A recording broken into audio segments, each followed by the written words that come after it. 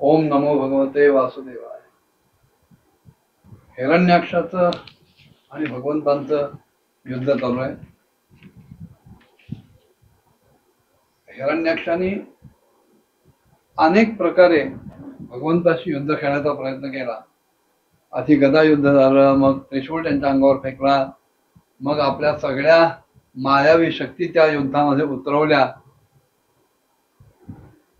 पुन्हा भगवंतावर वज्रासारखे मुष्टी प्रहार करायला सुरुवात केली. पण भगवंतानी त्याला भरपूर खेळवलं. त्याची जी काही युद्धाची घुमखुमी होती ती अगदी पूर्णपणे जिरवली आणि नंतर एकच ठोसा त्याच्या कानफटात लगावला की तो इतका जोरदार होता की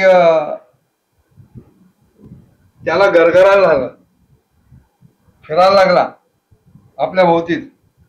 डोळे बाहेर आले, हात पाय छिन्न विच्छिन्न झाले, केस विचित्र झाले, विस्कटले आणि क्षणात निष्प्राण होऊन एखादा भला मोठा वृक्ष वादळामुळे जसा उन्मळून पडावा, कोसळून पडावा, तसा तो कोसळून जमिनीवर पडला. पण तरी सुद्धा हिरण्याक्षाचं मूळचं तेज रेसभरही कमी झालं नाही, कणानं सुद्धा कमी झाला नाही. कराल अशा दाढांच्या त्या दैत्याला दात ओठ खात पृथ्वीवर पडलेला बघितल्यानंतर ते युद्ध बघायला आलेले ब्रह्मदेवादी सगळे देव ऋषीमुनी त्यांची प्रशंसा करायला लागले. वा वा म्हणाले, मृत्यू यावा तर असा यावा. हा खरोखरच अलभ्य योग आहे मृत्यूचा आणि क्वचितच कोणाला तो मिळू शकतो. सगळ्या मिथ्या उपाधींपासून मुक्त होण्यासाठी योगीजन ज्या समाधीच्या योगानं भगवंताचं एकांतामध्ये ध्यान करतात त्यांच्याच चरण प्रहरानं, हस्त प्रहरानं त्यांचंच मुख बघत बघत, भगवंताचं मुख बघत बघत दैत्यराजानं आपलं हे शरीर सोडलं. अतिशय उत्तम असा हा मृत्यू आहे. आणि हे हिरण्याक्ष आणि हिरण्यकशिपू भगवंताचे पार्षदच आहेत. एका शापामुळं ते ह्या अधोगतीला प्राप्त झालेत, पण पुन्हा काही जन्म घेतल्यानंतर हे पुनश्च आपल्या मूळ स्थानावर पोचतील. अशा प्रकारे ते ब्रह्मदेव आणि अन्य ऋषीमुनी स्तुती करत होते, प्रशंसा करत होते, कौतुक करत होते. आणि अन्य देवता सुद्धा म्हणायला लागल्या की भगवंता, आपल्याला खरोखरच वारंवार नमस्कार असो. आपण संपूर्ण यज्ञांचा विस्तार करणारे आहात. त्याचप्रमाणे संसाराची स्थिती व्यवस्थित सांभाळली जावी म्हणून शुद्ध तत्वमय असा आपला मंगल विग्रह आपण सदैव प्रकट करत असता. अत्यंत आनंदाची गोष्ट आहे की संसाराला त्रास देणारा, कष्ट देणारा, दुःख देणारा हा महादुष्ट दैत्य आपण मारलात. आपल्या या चरणांच्या भक्तीमुळं, या भक्तीच्या प्रभावामुळं आम्हाला खरोखर सुख शांती प्राप्त झाली. मैत्रेय विदुरांना सांगतात, विदुरजी, अशा प्रकारे महापराक्रमी हिरण्याक्षाचा वध करून भगवान आदिवराह,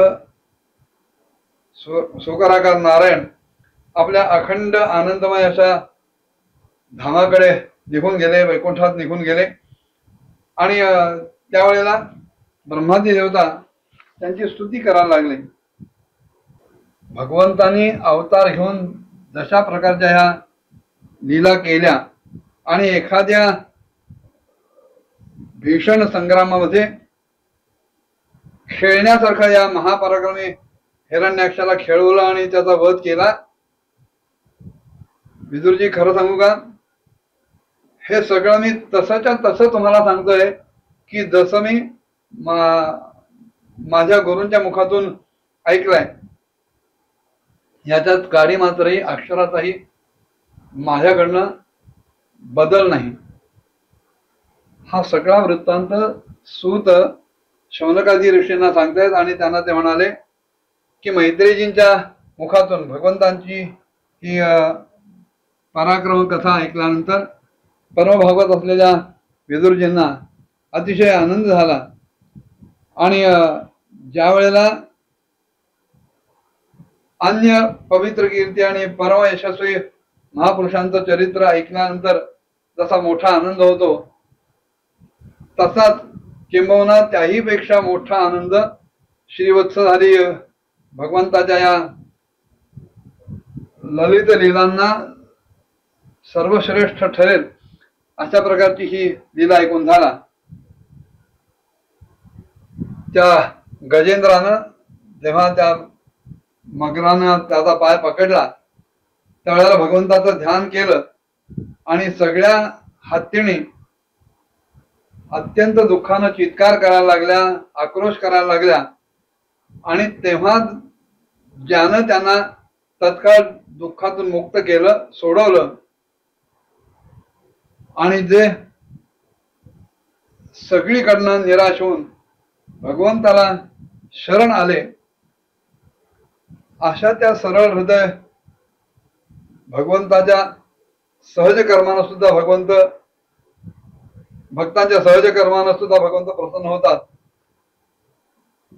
पण हिरण्याक्षासारखे जे दुष्ट आहेत त्यांना मात्र ते अत्यंत दुर्लभ आहेत, दुराराध्य आहेत. भगवंत की त्यांच्यावर चटकन प्रसन्न होत नाही.